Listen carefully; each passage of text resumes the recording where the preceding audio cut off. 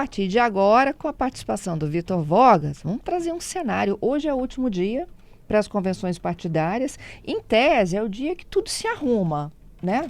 Tudo se confirma, tudo se encaminha, porque depois é o protocolo do registro oficial de candidatura que deve ser feito para você confirmar que, de fato, você entra no páreo junto à Justiça Eleitoral. Ei, Vitor, seja bem-vindo. Oi, Fernanda, obrigado, muito bom dia a você e principalmente a todos os nossos ouvintes. E aí me conta, Vitor, qual o cenário que a gente tem hoje para a disputa para o governo do Estado?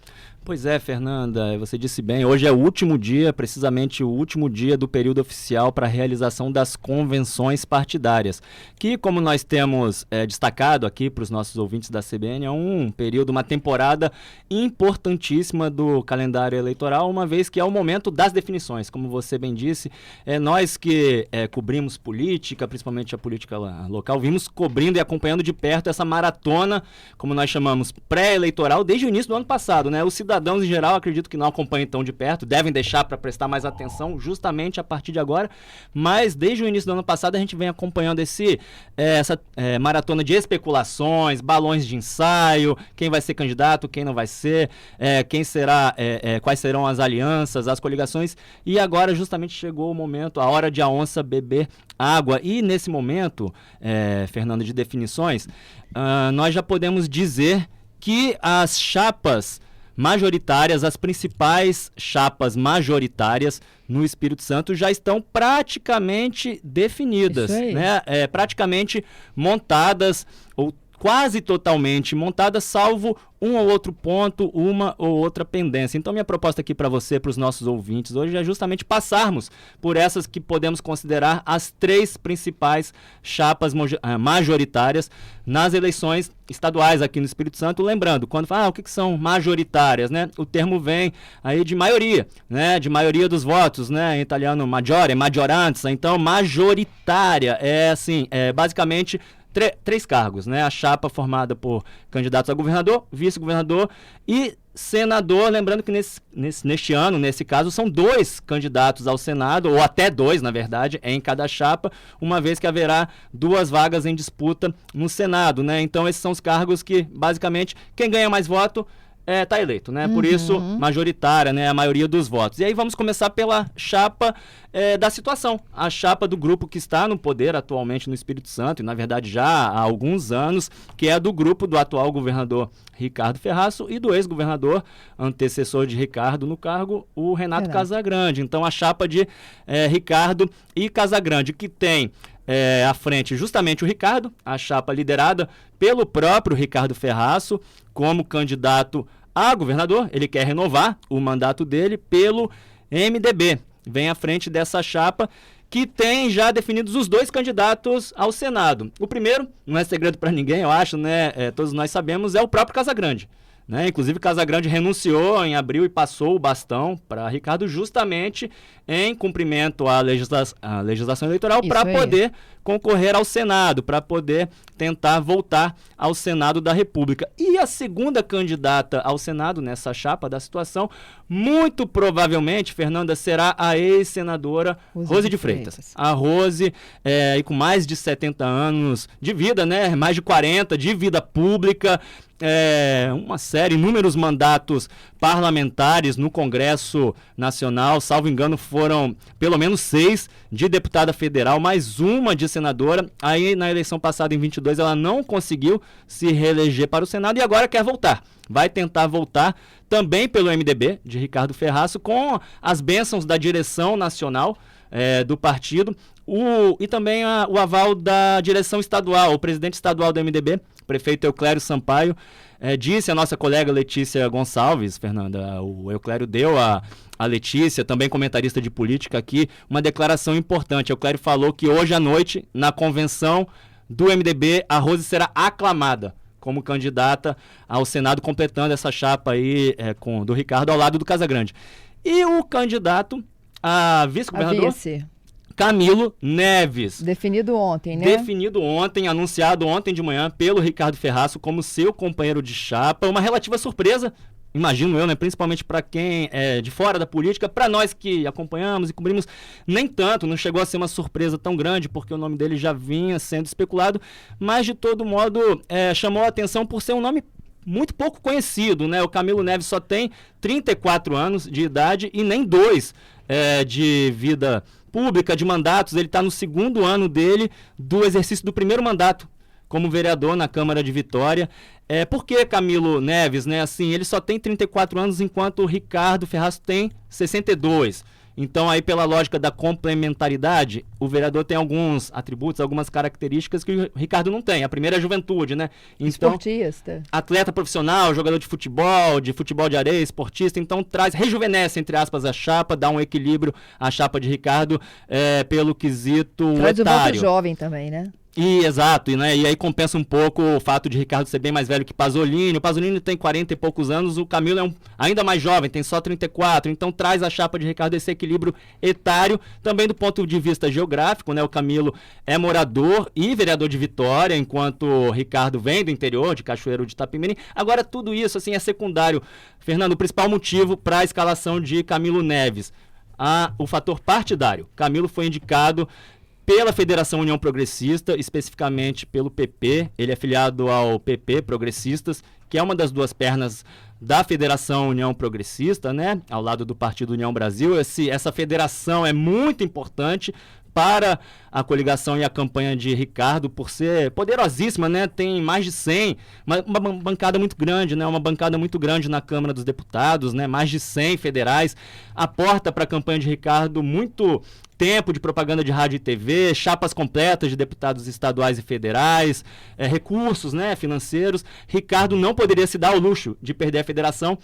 Na semana passada nós trouxemos aqui, eu comentei, um movimento grande puxado por alguns prefeitos aliados de Ricardo, sobretudo Enivaldo dos Anjos, em defesa do nome de Sérgio Vidigal, do ex-prefeito da Serra, como vice do Ricardo, né? Isso ganhou força por um motivo pragmático muito simples, né? Eles entendem, acredito eu até que corretamente, que Vidigal traria votos, é o ativo mais importante, enquanto Camilo não traz, né? Os ativos dele são outros, mas não traz provavelmente nenhum voto a mais para o Ricardo. Eles entendiam que Vidigal sim, né? Por ser ex-prefeito da Serra, o maior colégio eleitoral do Espírito Santo. Aí chegou no sábado passado a convenção estadual do PDT, ao lado de Ricardo Casagrande. Vidigal disse, não quero, não tô afim, não topo de uma vez por todas. Isso abriu, né? E claro, né? A federação não queria saber de Vidigal. Ele tinha dito que não disputaria mais eleições, né? Que não vai mais disputar nada, não quer mais disputar nada. Aí reiterou isso e aí isso abriu o caminho para a federação de fato emplacar seu nome, Camilo Neves, como o candidato a vice de Ricardo, até porque Ricardo não poderia se dar ao luxo de perder o apoio dessa federação tão importante. Essa chapa, né? Da situação. Aí podemos passar para a próxima. Chapa de Pasolini. Isso. A chapa de oposição liderada pelo ex-prefeito de Vitória, Lourenço Pasolini. Cuja convenção foi ontem. Cuja convenção foi ontem à noite, né? A convenção do partido dele, Republicanos, no Clube Recreio dos Olhos, ali no bairro Taboazeiro, aqui em Vitória. Nessa chapa, Pasolini, claro, será o candidato a governador.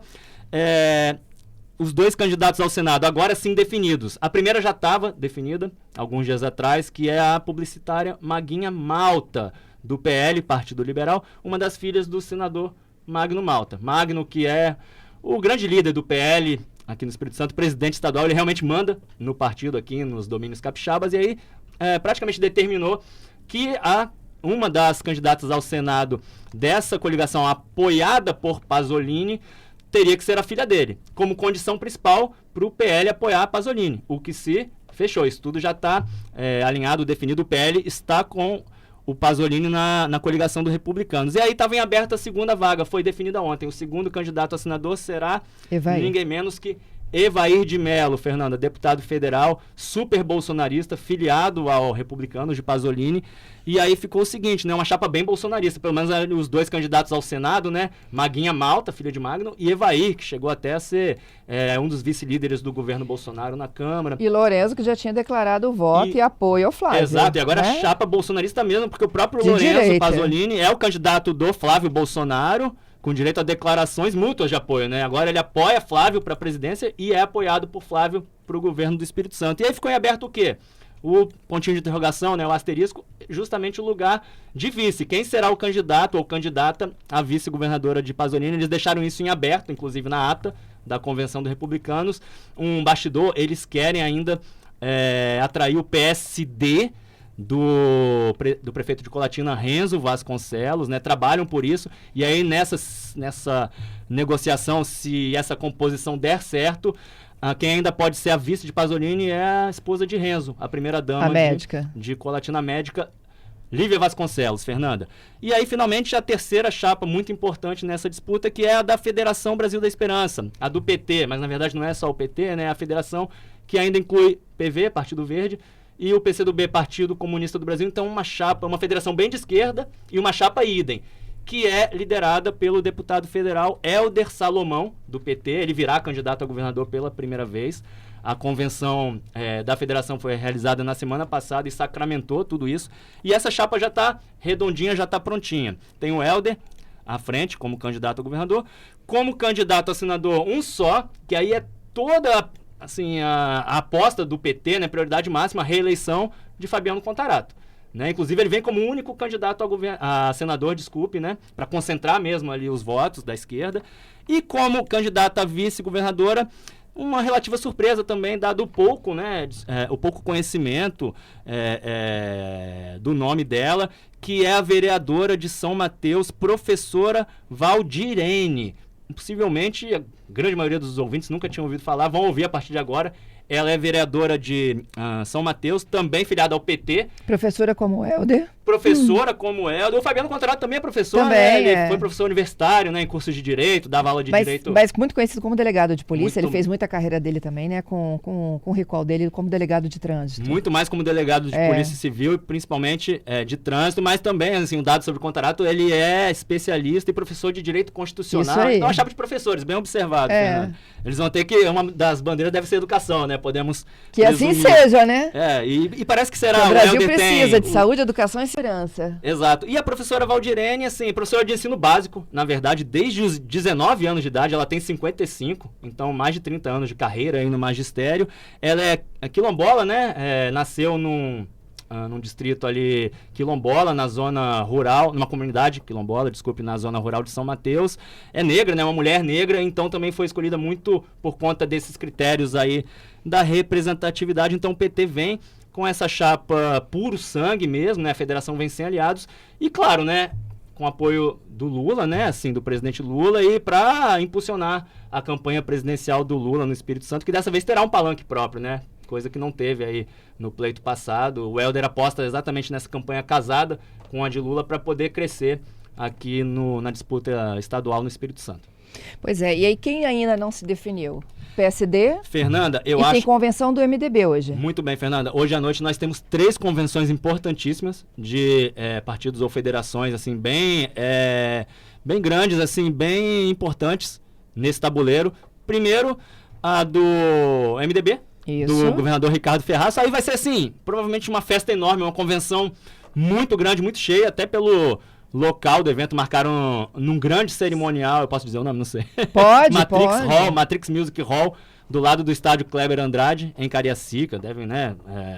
Devem participar milhares de pessoas, até porque a coligação é muito grande. E aí, assim, vai ser mais assim uma grande festa para mesmo aclamar o Ricardo e a Rose. E aí tem a convenção da Federação União Progressista, também deve, né, sacramentar o Camilo Neves como vice do Ricardo. E a grande incógnita, cenas do próximo capítulo, a convenção do PSD. Daqui a pouquinho a gente já está com o início da propaganda eleitoral. Os candidatos vão pedir voto, o seu voto, né? E vocês precisam de conhecer quem são, onde eles estão e como que vai ser essa disputa. Hoje essa radiografia é feita pelo Vitor Vogas aqui para vocês ouvintes. Quais são as chapas que estão mais claras? São as majoritárias, a gente está falando da disputa para governo, vice e Senado. Falamos da chapa do Ricardo, falamos da chapa do Pasolini, falamos da chapa do Hélder, quando a gente concluía, né, de que é uma chapa de professores. E as definições para hoje. O MDB confirma Ricardo. E Rose. E Rose para o Senado. Possivelmente também Rose, né, para o Senado. Uma curiosidade aqui de um ouvinte, por que o Ricardo não teve que se descompatibilizar e o Renato sim? Boa pergunta do ouvinte. Resumidamente, né, em 2 palavras, legislação eleitoral. Assim determina a legislação eleitoral. Não vou nem entrar no mérito se é justo, se não é, se é ou não, se isso gera ou não desequilíbrio, né, desigualdade de condições entre os candidatos na disputa a governador, principalmente.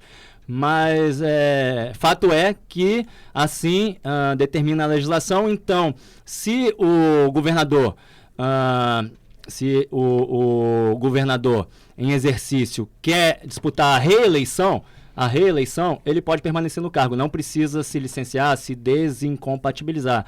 Agora, se o governador no cargo quer concorrer a um mandato diferente, por exemplo, o de senador, até o de presidente da República, ele é, aí sim, obrigado a se desincompatibilizar. Não, ele é obrigado a renunciar ao cargo 6 meses antes do primeiro turno. No caso específico deste ano, o primeiro turno será realizado no dia 4 de outubro, portanto, no caso concreto do Casagrande, ele foi obrigado a renunciar ao mandato de governador até o dia 4 de abril. Ele fez isso precisamente no dia 2 de abril, Fernando. Nessa situação também se encaixa o próprio prefeito Lourenço de Vitória, e assim também o prefeito. Isso vale para chefes de executivo em geral, tanto para governadores como para prefeitos, muito bem observado. Então também é um caso concreto, ou foi o caso concreto do Pasolini. Ele era prefeito de Vitória, queria e quer, né, ser candidato a governador, e será candidato a governador, e para isso, portanto, precisou renunciar ao mandato de prefeito antes do dia 4 de abril. Por isso.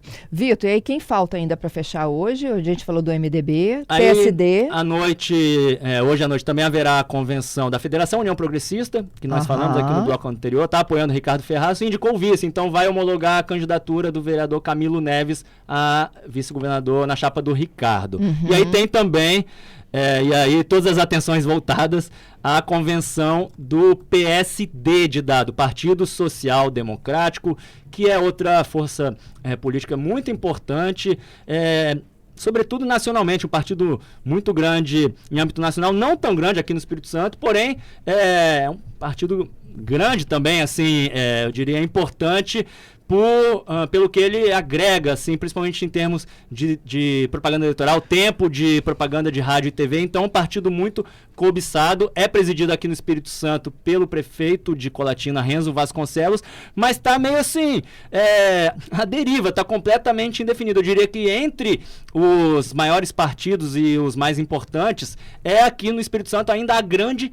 incógnita, Fernanda, para onde irá o PSD, o que fará o PSD, irá sozinho numa chapa avulsa, lançando o Sérgio Meneghel ao Senado, né? Será que Meneghel será mesmo candidato ao Senado? E aí ele pode vir numa chapa avulsa, só com ele como candidato a senador? Será que o PSD vai voltar para a coligação de Pasolini, onde estava antes, mas depois saiu com a chegada de Magno do PL? Ou será que o PSD pode acabar migrando para essa aliança governista liderada pelo Ricardo Ferraz, um bastidor que tem essas 3 opções, esses 3 caminhos. Nenhum é o mundo ideal para o PSD. O Renzo Vasconcelos, presidente estadual da sigla, está aí correndo, batendo de porta em porta e correndo contra o tempo para resolver o que fazer. Ele tem um acordo, né, com o Meneghel, uma promessa de que garantiria a Meneghel a legenda para ele ser candidato a senador, e agora, assim, não estão conseguindo encaixar essa candidatura de Meneghel. Um bastidor, Fernanda, apurado por mim, publicado ontem em minha coluna em A Gazeta. Uma foto ótima. Uma foto bem reveladora, né? O ouvinte pode entrar lá no site da Gazeta, procurar a coluna Vitor Vogas e abrir. Eu chamei de reunião secreta, né? Ontem à tarde, o Renzo Vasconcelos, a mulher dele, Lívia, e o próprio Meneghel, os 3 estiveram pessoalmente com o Ricardo Ferraz numa reunião ali a portas fechadas na residência oficial da Praia da Costa, para tratar exatamente disso, de uma possível migração e absorção do PSD, da Lívia ou do Meneghel nessa coligação do Ricardo, mas está difícil. O Ricardo depois... não tem espaço no Senado. Espaço. A gente acabou de dizer que a chapa já está montadinha, fechadinha. Como é que eles vão? Já tem vice, que é o Camilo, aí como é que a Lívia vai entrar? Já tem os 2 candidatos a senador, Casagrande e Rose, como é que o Meneghel se encaixa? Então, chegaram tarde demais, eu diria. O próprio Ricardo, depois dessa reunião, me disse, olha, assim, nenhuma novidade, foi a frase dele, nenhuma novidade. Então ali realmente tá difícil pro PSD, Fernando, essa reunião, assim, eu chamei de secreta porque não foi divulgada por ninguém, não estava na agenda de ninguém, mas houve sim uma foto ali, né, mostrando exatamente, passada por uma fonte minha, que mostrou exatamente a chegada de Meneghel neste momento para essa conversa com o Ricardo, que pelo jeito não resolveu a vida de ninguém. É isso. Ô Vitor, quais são as últimas perguntas aqui que os ouvintes estavam fazendo? A ausência da Cris Samonini, a prefeita de Vitória. E um ouvinte depois também, Fernanda, reforçando, tentando entender onde que o Sérgio Meneghel vai ser candidato ou não. Pois Então, a gente acabou meio que de responder, assim, é uma resposta que eu não tenho. Na verdade, que ninguém tem, nem ele tem, né? Ele queria ter, mas ele continua do mesmo tamanho ou federal? A resposta é uma pergunta, na verdade é uma dúvida. Ainda não tem, é uma pergunta ainda sem resposta, ainda não temos resposta para esse ouvinte, infelizmente, porque, assim, tá difícil. Ele quer porque quer ser candidato a senador, mas tá difícil encaixar a candidatura dele em alguma dessas coligações, a menos que, como eu disse, o PSD resolva ir sozinho. Uma chapa avulsa só com o Meneghel, o que é permitido, né, por lei. Também é uma opção, mas aí ele teria que ir sozinho contra tudo e contra todos, isoladamente. Sobre a Cris Amorini, ontem à noite houve como dissemos, a convenção estadual do Republicanos, partido do Pasolini. Ele esteve lá cercado por uma série de aliados do próprio partido e principalmente do PL, né, os bolsonaristas que estão agora com ele no palanque. Realmente não se observou a presença da Cris Amorini, né, a atual prefeita não se fez presente. Ela apoia, porém, o Pasolini. É importante deixar claro isso, Fernanda. Ela já declarou isso, já declarou, palavras dela, sua lealdade e sua fidelidade ao ex-prefeito, antecessor dela no cargo. Então ela está, sim, apoiando eleitoralmente o Lorenzo Pasolini, mas não foi, assim, não participou. Ô, Vitor, obrigada, viu? Então hoje, gente, né, os cenários se fecham. A gente já tem uma radiografia aí completa de como que deve ser a urna, né? Na disputa eleitoral a partir de amanhã. Isso, e aí é tudo assim, a partir de agora muito acelerado, né? Porque aí a gente vai ter aquele hiato de 10 dias entre o fim das convenções hoje e o registro, os pedidos de registro de candidaturas à Justiça Eleitoral, que será até o dia 15. Nesses próximos 10 dias ainda podem acontecer algumas definições adicionais, né? Como a definição do vice, por exemplo, do Pasolini, que eles deixaram aberto em ata, né? Justamente para poderem definir nos próximos dias. Te espero. Estamos juntos, Fernanda. Obrigada, bom trabalho. Sempre bom ter Vitor Vogas aqui conosco, viu? Obrigado a vocês pelo espaço e um ótimo dia a todos.